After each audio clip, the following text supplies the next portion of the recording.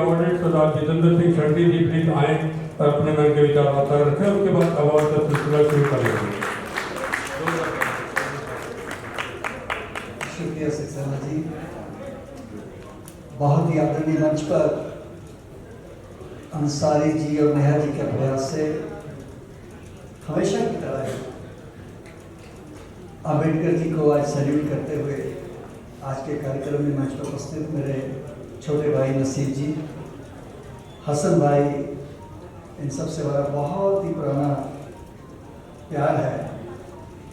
मोहम्मद ताहिर सिद्दीकी जी, श्री हरिलाल जी DIG साहब BSF, doctor Ejaz popular जी,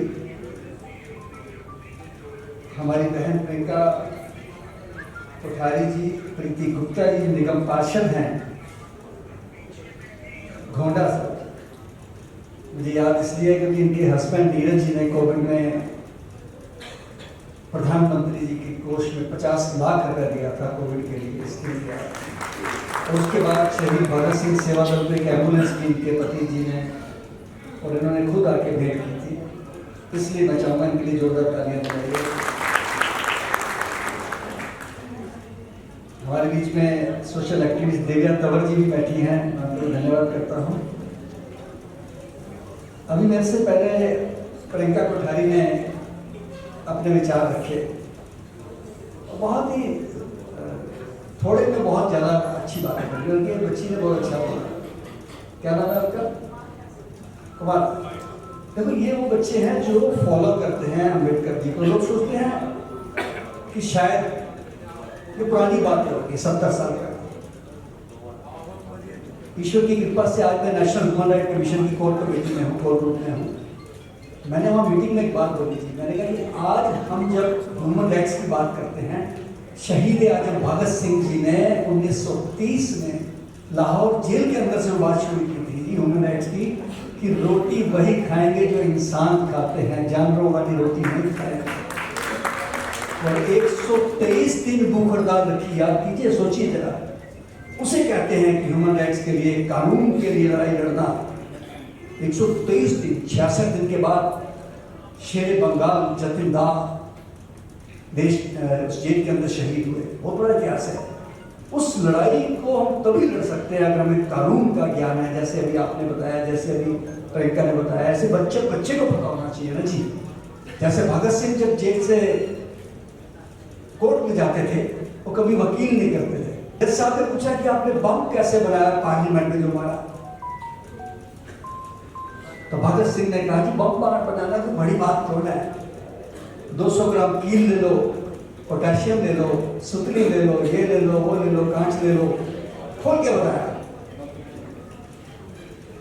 तो बाद में उनके वकील ने पूछा कि भगत तुमने ये खोल के क्यों बताया यार इतना? कहने लगे जो बात मैं कहना चाहता हूं मैं नहीं कह सकता दुनिया को, मीडिया उस बात को पहुंचा सकता, और मैंने आज खोल के बता दिया बम कैसे बनाया जाता है। बच्चा बम बनाएगा देश के अंदर, अंग्रेजों को मार के बाहर निकालेगा। ये होता है तरीका देश को आगे बढ़ाने के लिए। अभी बात करिए मैंने मजहब के लिए, और यहाँ दिख रहा है कि मजहब की कहीं कोई लड़ाई नहीं है। और 27 साल से जो मैं शहीद भगत सिंह सेवा दल चला रहा हूँ, मैंने बहुत करीब से देखा लोगों को, बहुत करीब से।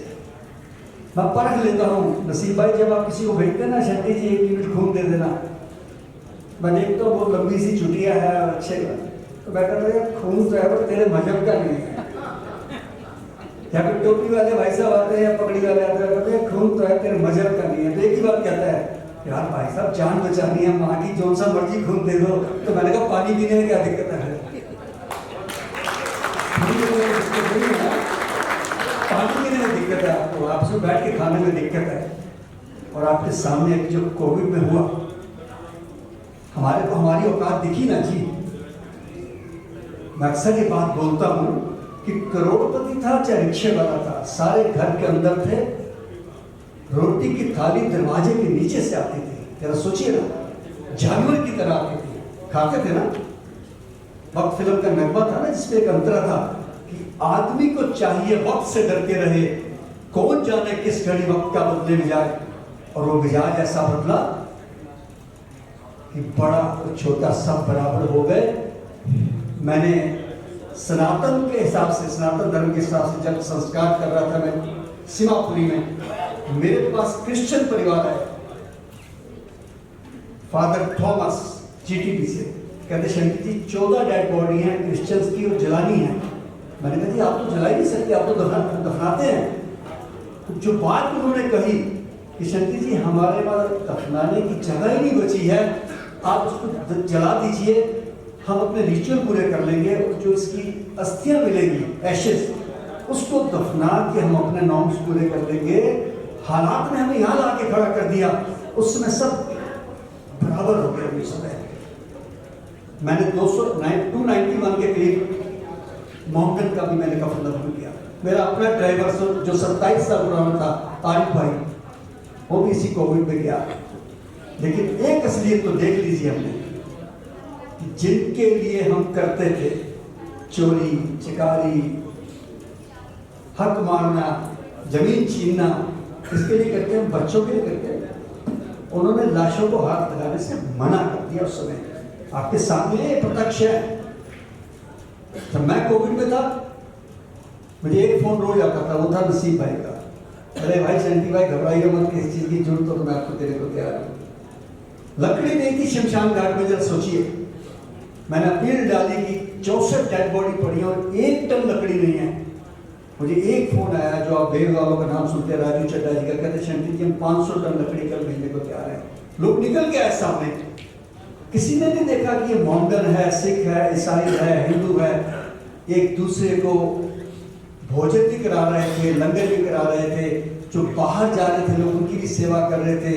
लेकिन उसी समय कुछ ऐसे लोग भी सामने आए जिन्होंने दिखा दिया कि जलालत नाम की चीज भी हमारे बीच में है।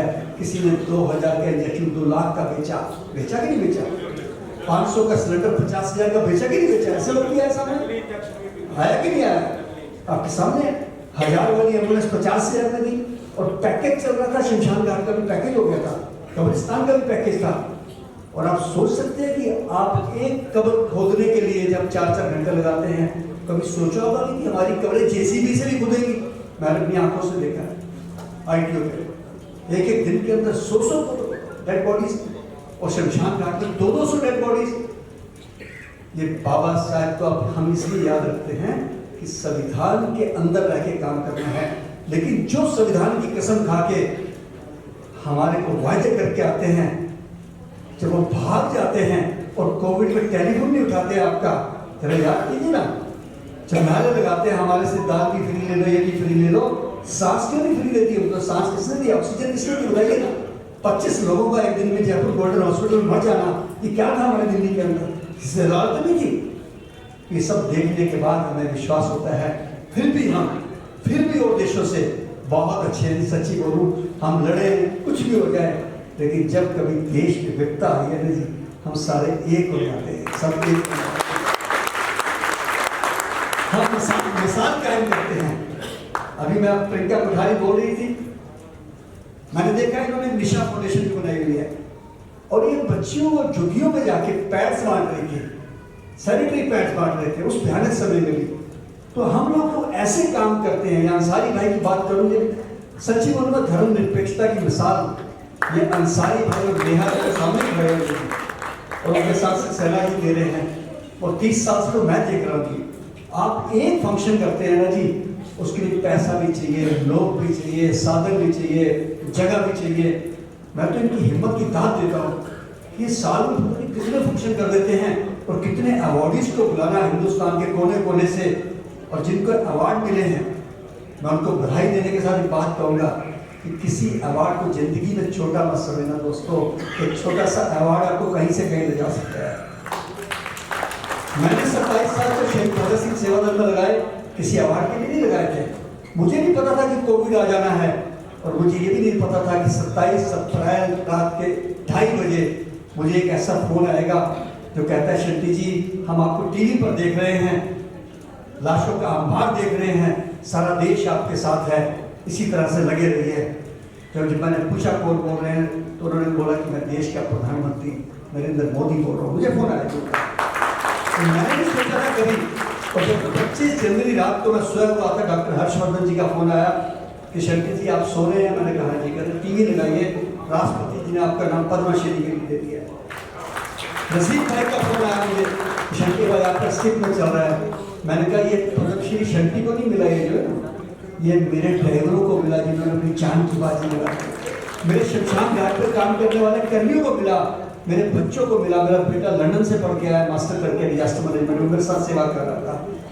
ये हमारे लोगों को प्यार है कि हमारे देश में। मेरे साथ एक लड़का था राजा हाशमी दिलशाद गार्डन का, वो लाशें उठा रहा था जी, इसलिए हम भूल नहीं सकते हैं जी। मैं बहुत बहुत बधाई देता हूँ अंसारी जी आपको, नेहा जी को, सैना जी, जो आप काम कर रहे हैं और इतनी महान हस्तियों को बुला के आप मंच पे बिठाते हैं, इतने महान ऑडियंस को बुलाते हैं, हमारे लिए बहुत बहुत फख्र की बात है। मैं अपनी तरफ से अपनी संस्था शहीद भगत सिंह सेवा दल की तरफ से बधाई देता हूँ। और आपके कार्यक्रम में कभी भी कहीं भी हमें आना होगा, हम आके इसी तरीके से साथ देंगे, आपका डट के साथ देंगे। और उनको यही कहूँगा कि रोम मिस्र रोम मिट गए जहाँ से, लेकिन अभी यह बाकी नामो निशान हमारा। कुछ बात है कि हस्ती मिट्टी नहीं हमारी, सदियों रहा है दुश्मन दो ले जहाँ हमारा, क्योंकि सारे जहाँ से अच्छा